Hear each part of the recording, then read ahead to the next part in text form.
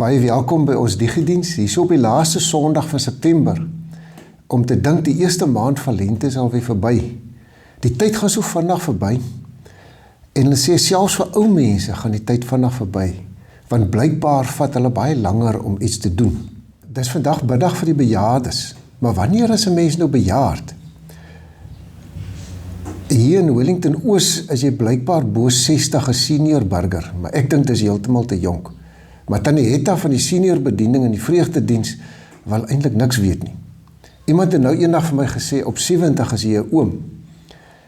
Nou ek het ook al 'n ander beskrywing van ouderdom gehoor. Hulle sê op 40, dan leef jy op ervaring. 50 is 'n belewenis. Op 60 dan is jy so bo, so on top, en dan sweef jy net so aan. En 70, dis net genade. Maar dan is 'n mens seker op 80 bejaard. Maar as 'n mens wil weet wat bejaardheid is, dan moet 'n mens eintlik net Prediker 12 lees. Want daar word op 'n baie mooi simboliese manier die ouderdom beskryf. Kom ons lees hier uit Prediker 12 vers 1 tot 8. Dink aan jou Skepper in jou jong dae, voor die swaar dae kom, die jare aanbreek waarvan jy sal sê, ek het daar niks aan nie.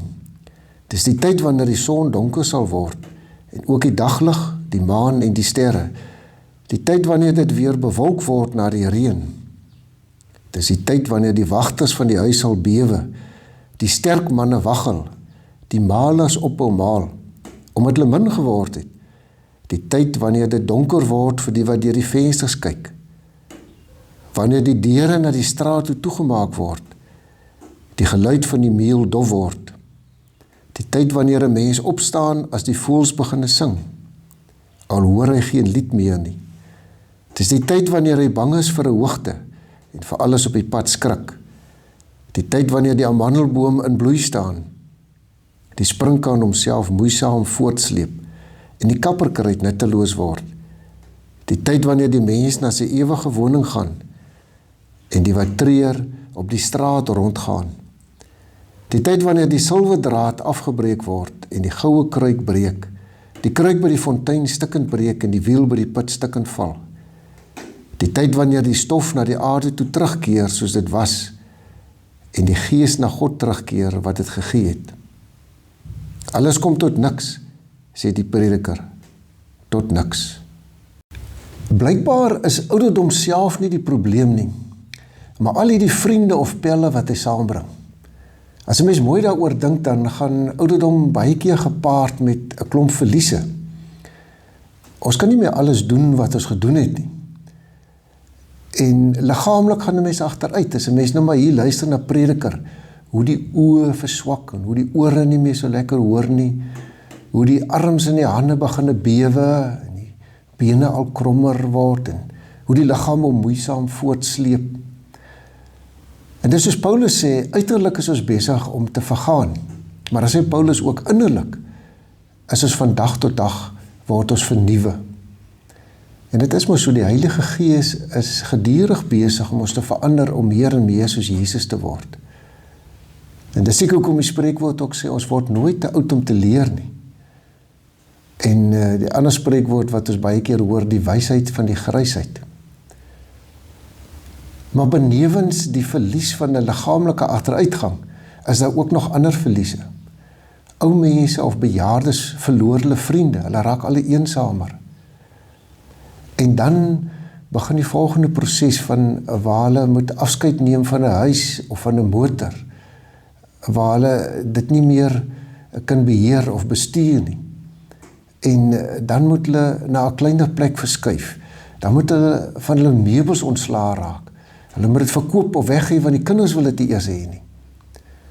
En so kan 'n mens maar aanhou, so gaan die proses aan, dat 'n mens op die ouend kan saamstem met Job wat sê, met niks het ons in die wêreld, of sonder iets het ons in die wêreld gekom, en sonder iets gaan ons daaruit. En dan kom daar 'n stadium wat alles eintlik begin uitmekaar uitval, wanneer die liggaam en die organe ingee. Die prediker vergelyk dit met 'n waterput, 'n put waaruit mense water opgetrek het in 'n emmer met 'n draad, en dan 'n wiel met 'n as waarom die draad draai, en dan het jy hierdie water opgekatrol, en hom weer in 'n kruik uitgegooi. En nou sê hy, die kruik het gebreek, die draad het gebreek, die emmer is stukkend, die wiel het binne in die put geval. En dis eintlik wanneer 'n mens te sterwe kom. En dan sê hy, die liggaam word weer stof, en die gees of die lewensasem keer weer terug na God wat dit gegee het. En dan aan die einde sê die prediker, alles kom tot niks, alles is sinloos. As ons nie geglo het nie, as ons nie geglo het in Jesus Christus en in die evangelie nie, as ons nie aan ons Skepper gedink het nie, dan kon ons ook so dink. Maar ons as gelowiges weet, dat die sterwensproses en die dood hier op aarde eintlik net 'n oorgang is van hierdie lewe na 'n ander lewe, dat dit eintlik net 'n adresverandering is, dat dit eintlik is soos 'n kind wat in 'n TV-kamer in die slaap raak, en môreoggend in sy bed wakker word. Hy weet nie wat gebeur het nie, so weet ons ook nie hoe die proses werk nie. Maar al wat ons weet, is dat wanneer Jesus kom, ons sal opstaan uit die doodheid, want Jesus het opgestaan en hy lewe, en daarom sal ons ook lewe. En daarom sal ons opstaan met 'n liggaam wat onverganklik is, en wat verheerlik is. Johannes sê, ons sal Jesus sien, en ons sal soos hy wees. Dis dinge waarna ons kan uitsien. Maar intussen tyd is ons nog hier, ons is nog op aarde. Ons leef nog hier. Die prediker kom praat juis in hoofstuk 11 met jong mense, mense wat nog nie bejaard is nie. En dan sê hy, dink aan jou Skepper, voor die swaar dae kom, die dae wat nie meer lekker is nie, waarin daar geen vreugde is nie. Hy wil as te ware sê, dink gedurig aan jou Skepper, hou hom steeds in gedagte, moenie hom vergeet nie. En dan gee hy vir ons 'n paar wenke. Nou, ek wil so 5 wenke uitsonder hier. Die eerste wenk wat hy sê as jy lank lewe, moet jy oor alles dankbaar wees. Tweede wenk wat hy gee, hy sê, geniet die lewe, leef voluit. Derdens, dink aan jou Skepper. Moenie hom vergeet nie. En onthou, hy gaan rekenskap eis oor jou lewe. Vierdens, hou kommer uit jou hart uit, moenie bekommerd wees nie. En vyfdens, pas jou liggaam op. Mag ons ook soos die prediker sê hier in hoofstuk 3 vers 12 tot 13. Ek het tot die insig gekom, dat daar vir die mens niks beter is as om vrolik te wees en die goeie van die lewe te geniet. Dat 'n mens kan eet en drink en onder al sy arbeid nog die goeie kan geniet, dis 'n gawe van God, dis 'n geskenk van God. En mag ons lewensmotto ook ooreenstem met die slotsom waartoe prediker gekom het. En hy sê, dien God en gehoorsaam sy gebooie. Dink aan jou Skepper, dink gedurig aan hom en leef met eerbied voor hom. Amen. Onse Vader wat in die hemel is, baie dankie dat ons U kan aanbid as ons Skepper en ons Vader, as die een wat ons gevorm het en gekies het, en wat ons ook elke dag beskerm en bewaar en vir ons sorg. Dankie dat ons ook kan weet, dat dit U is wat vir ons iets te ete gee, iets te drinke gee, en dat ons nog die goeie kan geniet onder al ons arbeid.